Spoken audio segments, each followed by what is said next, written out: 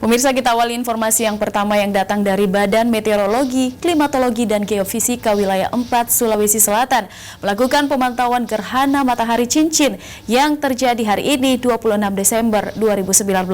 Gerhana matahari cincin ini sendiri diperkirakan hanya terjadi 10 tahun sekali.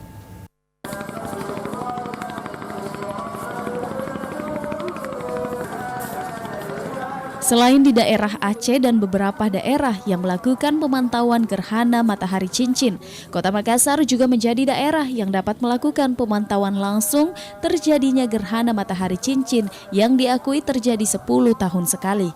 Badan Meteorologi, Klimatologi, dan Geofisika Wilayah 4 Kota Makassar kali ini melakukan pemantauan langsung gerhana matahari cincin yang berlokasi di Pantai Losari, dibantu alat teleskop untuk melihat secara jelas fenomena alam tersebut. Kepala BMKG Wilayah 4 Makassar, Darmawan, mengatakan gerhana matahari cincin diperkirakan terjadi sekitar jam 12:15 dan puncak terjadinya pada jam 2 siang waktu Indonesia bagian timur. Darmawan menilai gerhana yang diamati di Sulawesi Selatan adalah gerhana matahari sebagian, karena fenomena tersebut matahari akan tertutup dan hanya terlihat sebagian.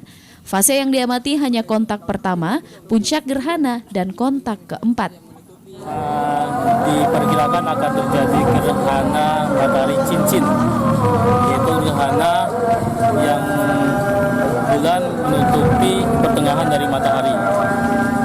Jadi masih ada kelihatan mataharinya di pinggiran. Itu akan terjadi mulai kontak gerhana itu pada pukul 12:25, puncak gerhananya pada pukul 14:14, berakhir pada pukul 15:45.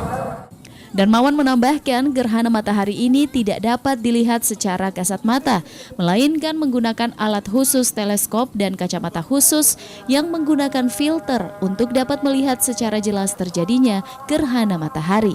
Nur Fitri, Celebes TV.